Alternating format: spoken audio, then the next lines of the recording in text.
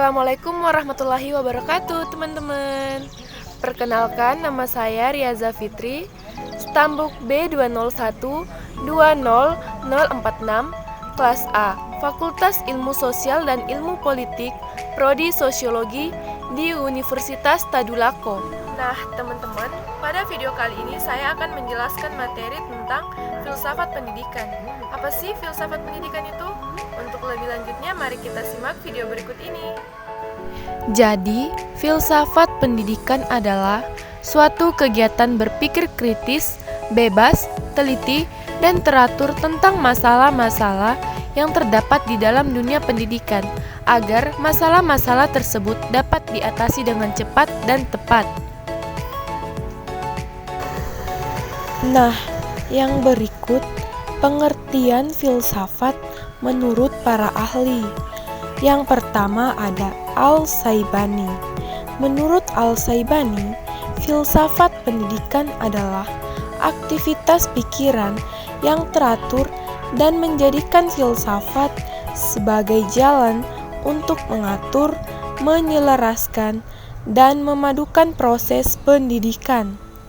Yang kedua ada John Dewey.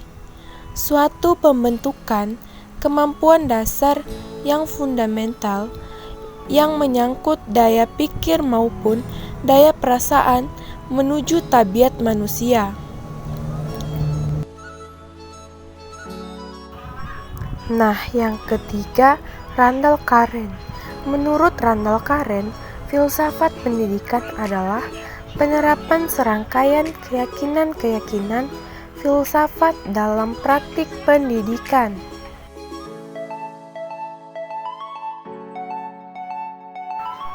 Nah, yang keempat, Kneller. Menurut Kneller, filsafat pendidikan merupakan penerapan filsafat formal dalam lapangan pendidikan. Nah, yang kelima, Hasan Langgulung. Menurut Hasan Langgulung, penerapan metode dan pandangan filsafat dalam bidang pengalaman manusia yang disebut dengan pendidikan. Nah, yang keenam ada Jalaluddin dan Idi. Menurut Jalaluddin dan Idi, kaidah filosofi yang menggambarkan aspek pelaksanaan filsafat secara umum dan fokus terhadap pelaksanaan prinsip dan keyakinan dasar dari filsafat untuk memecahkan masalah pendidikan secara praktis. Nah, yang berikut ini adalah pembahasan yang kedua. Di sini kita membahas tentang tujuan filsafat pendidikan. Menurut AMKA tahun 2019, tujuan filsafat pendidikan terdiri dari 1. Dengan berpikir filsafat, seseorang bisa menjadi manusia lebih mendidik dan membangun diri sendiri. 2. Seseorang dapat menjadi orang yang dapat berpikir sendiri. 3. Memberikan dasar-dasar pengetahuan, memberikan pandangan yang sintesis pula sehingga seluruh pengetahuan merupakan satu kesatuan. 4. Hidup seseorang dipimpin oleh pengetahuan yang dimiliki oleh seseorang tersebut, sebab itu mengetahui pengetahuan-pengetahuan terdasar berarti mengetahui dasar-dasar hidup diri sendiri. Yang kelima, bagi seorang pendidik, filsafat mempunyai kepentingan istimewa, karena filsafatlah yang memberikan dasar-dasar dari ilmu-ilmu pengetahuan lainnya yang mengenai manusia, seperti misalnya ilmu mendidik. Nah, itulah tadi beberapa tujuan dari filsafat pendidikan. Berikutnya kita membahas tentang manfaat filsafat pendidikan. Manfaat filsafat pendidikan menurut AMKA tahun 2019 yang terdapat di halaman 26. Manfaat filsafat pendidikan terdiri dari beberapa, yaitu yang pertama adalah filsafat menolong mendidik. 2. Filsafat memberikan kebiasaan dan kepandaian untuk melihat dan memecahkan persoalan-persoalan dalam kehidupan sehari-hari. 3. filsafat memberikan pandangan yang luas. Nah, yang keempat, filsafat merupakan latihan untuk berpikir sendiri. Yang kelima, filsafat memberikan dasar-dasar baik untuk hidup kita sendiri, terutama dalam etika, maupun untuk ilmu-ilmu pengetahuan lainnya, seperti sosiologi, ilmu jiwa, ilmu mendidik, dan sebagainya. Nah, itulah tadi manfaat filsafat pendidikan menurut AMKA tahun 2019. Nah, sekarang kita masuk di aliran filsafat pendidikan. Jadi, aliran filsafat pendidikan terdiri dari positivisme, progresivisme, humanisme, dan Pancasila.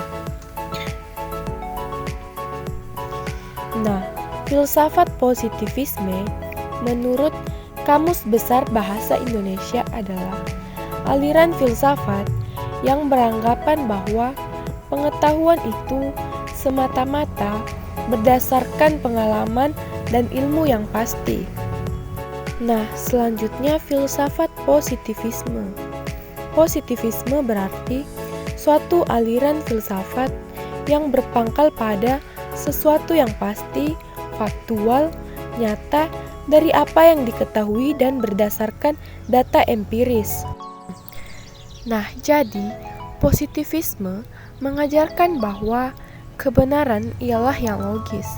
Ada bukti empiris yang terukur melalui metode ilmiah, dalam kurung scientific method, dengan memasukkan eksperimen dan ukuran-ukuran.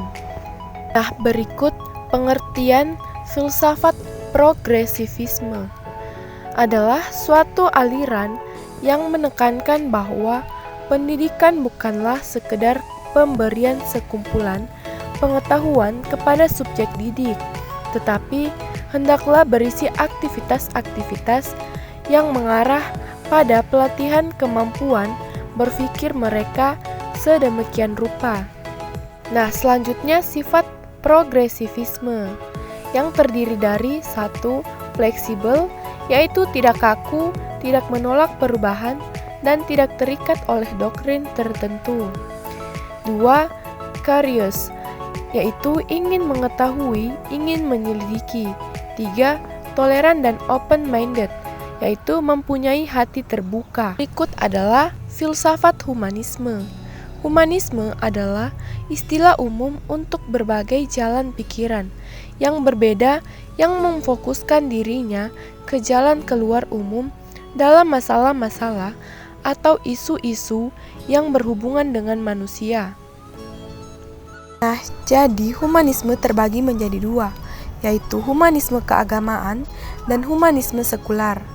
Humanisme keagamaan atau religi berakar dari tradisi Renaissance, pencerahan, dan diikuti banyak seniman, umat Kristen garis tengah, dan para cendekiawan dalam kesenian bebas. Nah, humanisme sekular mencerminkan bangkitnya globalisme, teknologi, dan jatuhnya kekuasaan agama. Humanisme sekular juga percaya pada martabat dan nilai seseorang dan kemampuan untuk memperoleh kesadaran diri melalui logika. Pengertian aliran filsafat pendidikan yang terakhir yaitu filsafat Pancasila. Seperti yang kita ketahui, Pancasila adalah ideologi atau dasar negara Indonesia yang memiliki fungsi sebagai pandangan hidup dan kepribadian bangsa.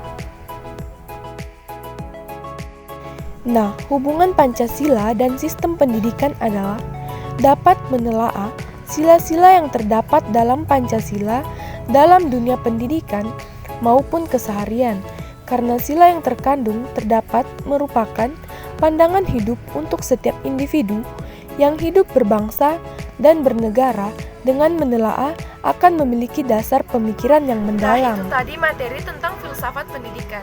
Jika ada kesalahan kata, saya mohon maaf. Dan jangan lupa like, comment, share, and subscribe. Assalamualaikum.